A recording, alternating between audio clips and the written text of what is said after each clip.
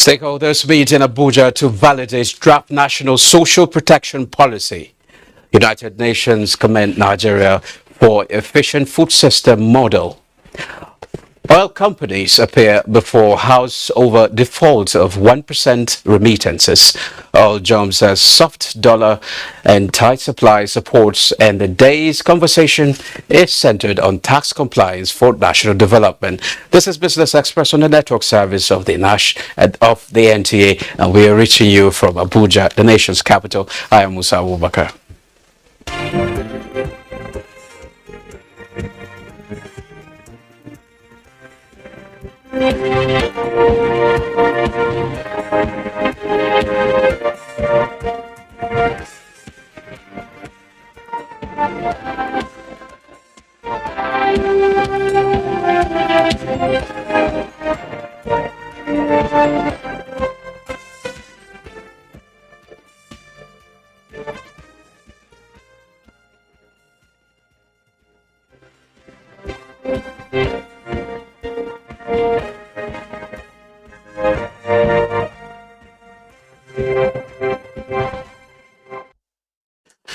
Now let's bring you up to speed with business development. Stakeholders are meeting in Abuja to validate the draft of the National Social Protection Policy. Mukland Akok reports that the draft National Social Protection Policy was presented to states in 2021, geared at reducing poverty for all citizens. To achieve a robust policy, this workshop in Abuja brought together focal persons in the social protection space and head of agencies at the national and sub-national levels of government to validate the draft revised National Social Protection Policy.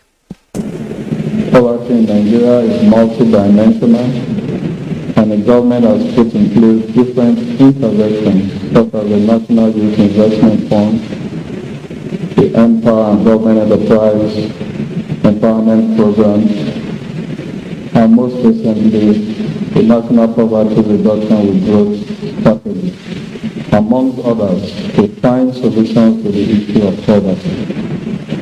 However, these initiatives have had limited impact on long-term poverty reduction. The vulnerable groups who need social protection to leave them out of poverty. This is the time for us to really think about how all the narrative, everything that's been positioned in this document or the content, this is an opportunity for us to revise and to assess. I know that Nigeria would like to think big. They can be ambitious, but we need to also keep in view that we need to be pragmatic in how we're approaching the National Social Protection Policy, and we need to be mindful of the new evidence. The House of Representatives has insisted that operators in the upstream sector of the Nigerian oil and gas industry must submit themselves for proper forensic audit to determine the exact amount to remit to the Nigerian Content Development and Monitoring Board. John Yaku reports that this was at the end of an investigative hearing on remittance of 1% of contracts awarded to the board. 9 companies appeared before the House of Representatives Committee investigating non-remittances to the Nigerian Content Development and Monitoring Board after failing twice to appear to defend allegations of defaulting. Non-auditing of accounts, absence of documents to support payments, or non-receipt of funds by the board between 2010 and 2022 are reasons advanced for the hearing. When that demand was served on us, the license was revoked. We have been remitting the 1% NCD levy to NCDMB, and have even come up with a summary of the payments. You can only be in production to be able to pay these commitments and regulatory obligations that we are expected to do. The finance team did not avail all the relevant documents. That is where we are. Until all the relevant documents come in, we will not be able to accept their position. Companies that have complied were given a week by the committee to provide evidence of payments, while those who are yet to reconcile their accounts with the board were asked to do so immediately. We're not going to take things lying, we're going to follow up, like I said earlier. and ensure that if you are not responsive to NCDM, you have no business continuing in the sector. As we help you to grow, also show no faith and encourage NCDM to be able to carry out its functions and obligations. The 1% remittance by oil companies to NCDMB is aimed at increasing local capacity and knowledge transfer within the oil and gas industry in Nigeria. In Abuja, John Yaku. Now, in order to ensure the relevance of monetary policy and the role of monetary authorities in the new digital world, MPC members have been charged to embrace advanced level understanding of the interplay of digitalization with monetary policy objectives and targets. Central Bank Governor Godwin Emefiele said this at the 2022 retreat of MPC in Lagos. Abolade Salami reports. While members of the committee noted that monetary policy has been severely challenged with a narrowed policy space, the need to rethink monetary policy in the context of imagining challenges and economic transformation led to the choice of this year's theme, monetary policy implementation in a digitally evolving developing economy. The evolution of fintechs, cryptocurrencies, digital payments, artificial intelligence, and machine learning, members submitted have changed the functioning of the financial and banking sector, both globally and domestically.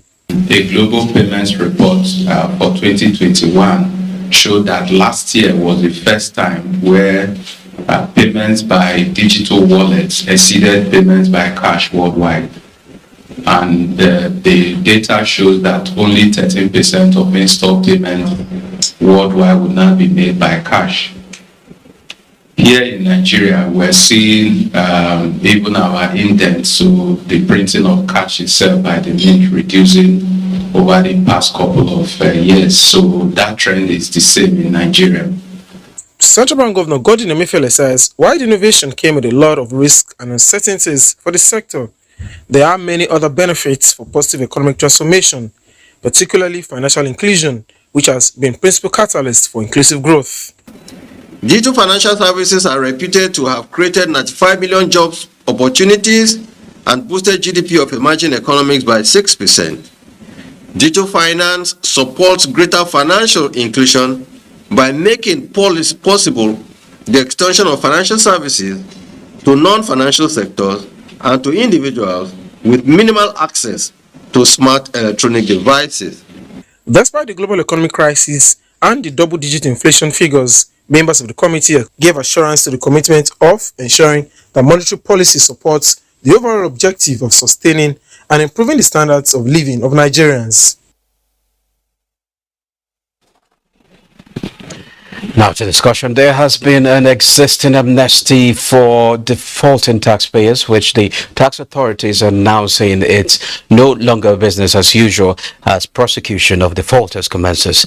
Joining me to discuss tax compliance for national development is the Executive Secretary, West African Tax Administration Forum, Babatunde Oladapo. You're welcome to Business Express. Thank you for having me. Okay. There has been this discussion or conversation about widening the tax net. As a tax administrator, how would you assess tax compliance in the country? Yeah, the best way to assess tax compliance in the country is to simply look at the volume of taxes collected and then take a look at the population of Nigerians and businesses. As at the last count when FRS went to town with the figure, I think registered taxpayers were just around 41 million in Nigeria. 41 million? Yeah, both individuals, corporate, and that means the national and subnational tax authority. And the quantum of taxes collected when that is before they've started the campaign on widening the tax net, or is it after? Yeah, the figure I quoted was last year, where the executive chairman FRS was making a presentation, so it's a publicly available information. I'm sure there will have been some increases, but when you now look at the quantum of work, if you look at 41 million, and we have businesses So it shows, and then when you put the issue of how much does tax revenue, tax to GDP, which is still among the lowest in the world, 8%. So the simple answer to that question is tax compliance is still very low in Nigeria. It's still very low. So you are the tax administrator. Yeah. You should do something about why it's low and why you should improve it. Yeah, the tax administration. I mean, the efforts we've put in place, is it not enough? Or we are not just getting the right, right policies? So, okay, so for the tax administrator is not a one-man show. Okay. It's not.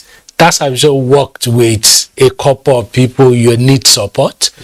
Keeping in mind that for you to effectively tax, you must have good laws. Okay. Laws that were. But do we have good laws to really that effect? To certain extent, recently, most especially what has been done by virtue of the Finance Act, it's a brilliant, it's a brilliant innovation on the part of the Ministry of Finance. That way, the amendments are done without having to go through some legislative route that will take long drawn processes. So you can amend the tax law within a fiscal year and then the following. It shows dynamism in the part, and then you have the Ministry of Finance working closely with FRS and the Ministry of Justice and other players that you are not likely to see in the news, but they are collaborating. So what am I saying? That the tax administration might be doing things, but if you don't have a 360-degree support in terms of, one, the whole of government approach to taxation in Nigeria, it might be a difficult task. Why did I say no? Tax administrators thrive on data. Data resides in other agencies. If you're not getting the right, I'm not saying they are not getting the right, or we are not getting, I shouldn't issue a disclaimer, I'm a tax administrator. So if you're not getting the data you require as and when due, there will be a snag. If these data are not reflecting peculiarity, because when the data come for taxpayer, it shows you location, it shows you their consumption pattern, it shows you the income available to be taxed.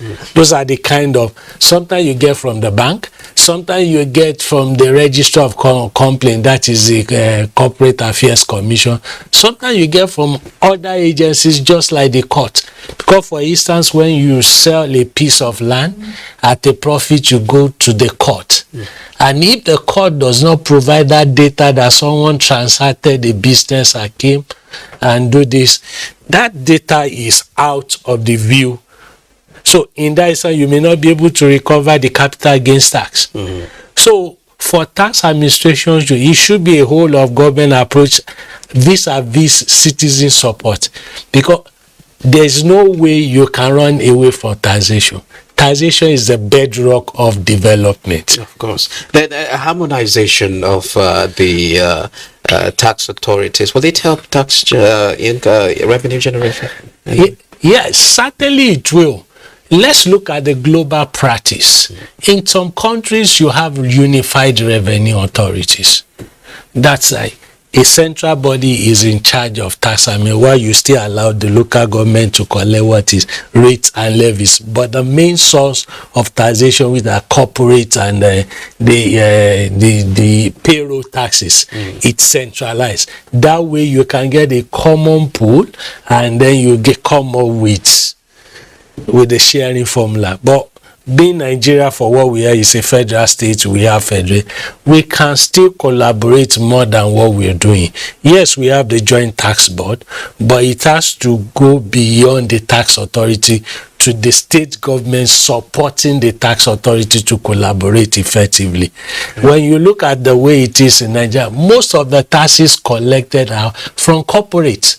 There are high net worth individuals in Nigeria walking away with their arms swinging.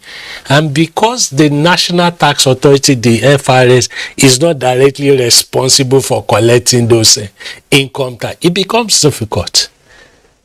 So if the state do not collaborate with the center that has certain capacity to enhance their ability, then it means some taxpayers will just be walking through the loop and just making mincemeat of our effort.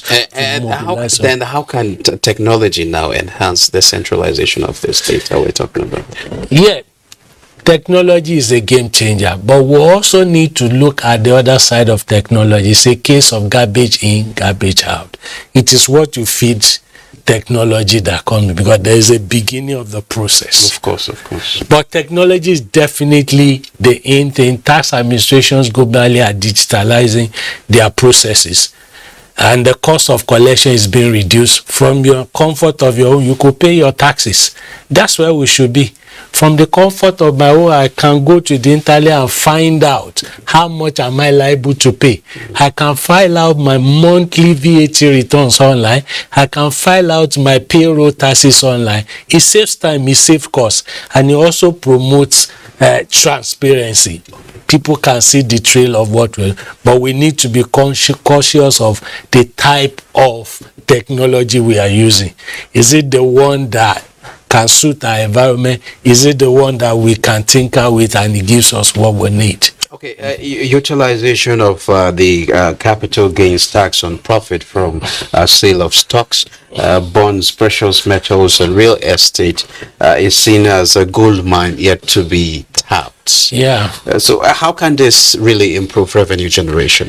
Certainly, because capital gains there is excess the profit you are making, which is an income in your hand. And if it's not in the tax net already, if you are not, that means it's a minus. Let's say you are planning to build 100 rows, you've expected to raise so volume of revenue. So if you're not getting the money from capital gain tax in a certain transaction group, that means the development agenda by government, you won't be able to. So definitely capital gain tax is an not fully utilized area of, so it's one of the emerging areas that tax authority will need to focus more on as people dispose properties. Mind you, it's when you dispose it at a profit. If it's at a loss, nobody bothers you. But when you gain that lawfully, you should pay your tax. Definitely it's a plus.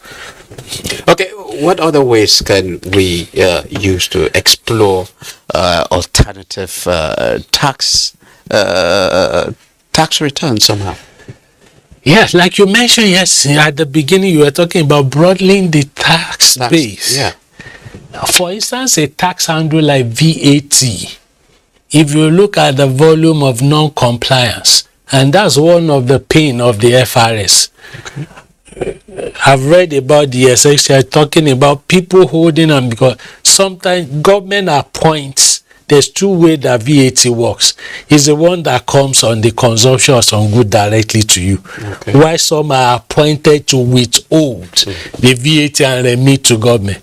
Then in that instance, you have a withholding agent withholding VAT and not remitting. Yes. That's income loss. And that's criminal. And that's what we see around. Sometimes you go to a hotel or some supermarket, you see VAT. But why can't we get tough about these things? Yeah, I think the FRS has been trying, but that's why I mentioned earlier on, it's a synergy. FRS is saddled with the responsibility of assessing, collecting, and accounting for taxes. Although within the system, you still have the compliance enforcement people in there, but actually the job of prosecuting lies with the justice system. So it means if judges are going to adjudicate on tax issue, they need to be knowledgeable. They need to be able to say, oh, this is the application of the law. So herein I find a burden of a work for the tax agency. Okay. Earlier in the day, I was talking with a lawyer from the Ministry of Justice. Yeah, yes, you have the tax appeal tribunal, which is also a way of promoting a win-win situation. You don't have to go to the law court. do arbitration. It's less expensive. It doesn't consume time. Both of us will come out of there, we shake hands and say we are still friends. That's a good, but there are some recalcitrant taxpayers that you need to take to the court and send to jail for people to know that when you evade taxes, there are penalties, because it's also key for people to know that when you don't pay your taxes, you are likely to go to jail. Yeah. Thank you very much, Babatunde Oladapo, Executive Secretary, West African Tax Administration Forum. Yeah. Thank you for coming to share your thoughts. You are welcome. Thank you very much. Yeah. Now, moving on, 1 year after setting up the UN Food System Summit Coordination Hub, key players have converged on Washington, D.C. to present a report on the System Summit transformations as 2030 agenda accelerations. Hammond Germany reports Nigeria was commended as one of the few countries with complete plan on how to follow up the food system. We are working in a coordinated fashion. The UN system through the hub and the CFS providing the space, the platform for connecting all the stakeholders to share, to learn, and to agree on global policy guidance. All these topics have been linked and addressed, and I think it's the commitment as well of the hub and the commitment of the Office of the Secretary General to support all of you in your work and in the efforts that we do together. It's one of the first countries that has a very concrete plan and has presented this plan to the hub on how to follow up on the food systems. And we have already received a request from Nigeria, from your capital, from your national convener, Madam, and we are looking forward to support this request. Nigeria is equally committed to ensuring that there's a robust and steady food supply chain in the West African sub-region and beyond. Now, a non-governmental organization, Mother of Models, is partnering the Small and Medium Enterprises Development Agency, SMEDEN, in training and aiding women access soft loans in Nigeria. The 60-day program is aimed at developing the entrepreneurial capacities of 10 selected women who will be assisted with soft loans to set up small businesses after their training. To train them on money mistakes and how to do business and how to get a loan and pay back and how to stay strong and manage money. And then W Incubator came through to teach them on money mistakes, because it's okay to get money, or when you take a loan, the spirit of paying back or managing money is another thing. So it's based on craft. The grand finale of the program is scheduled for August 28 in Abuja. Now, investors' wealth rises by 1.3% despite Salah break. Boston Abel has more on the market in the week ended. It was a brief trading week as the federal government of Nigeria declared Monday 11th and Tuesday 12th July 2022 as public holidays to commemorate the Eid Kabir celebration. However, the NGX all-share index and market capitalization appreciated by 1.27% and 1.28% to close the week at 52,215.12 basis points and 28.1 trillion naira. Meanwhile, at its turnover of 504.3 million shares worth 7.5 billion naira in 12,393 deals were traded on the floor of the exchange. All other indices finished lower, with the exception of NGX Main Board, NGX 30, NGX Mary Growth, NGX Oil and Gas, NGX Lotus 2 indices, which appreciated, while the NGX ASM, NGX Growth, and NGX Sovereign Bond indices closed flat. The financial services industry measured by volume led the activity chart with 270.5 million shares valued at 2.9 billion naira traded in 5,730 deals. The services industry industry followed with 74.9 million shares worth 168.6 million naira in 954 deals. The third place was the oil and gas industry with a turnover of 42.6 million shares. Trading in the top three equities were Guarantee Trust Holding Company, Coveting Offshare Support Group, and United Bank for Africa. They jointly accounted for 164.2 million shares worth 1.8 billion naira in 1,937 deals. A total of 2,414 units of exchange-traded products (ETPs) valued at 962,254 naira were traded in 10 deals, as well as a total of 747,022 units of federal government bonds valued at 755.0 million naira were traded in 23 deals. 23 equities appreciated in price during the week, 32 equities depreciated in price, while 104 equities remained unchanged. Boss said the Able Business Express. The market on Monday, stocks on the Nigerian equities market began the week on a positive note as the all-share index rose from 52,215.12 in the previous trading session to settle at 52,319.94 points this Monday.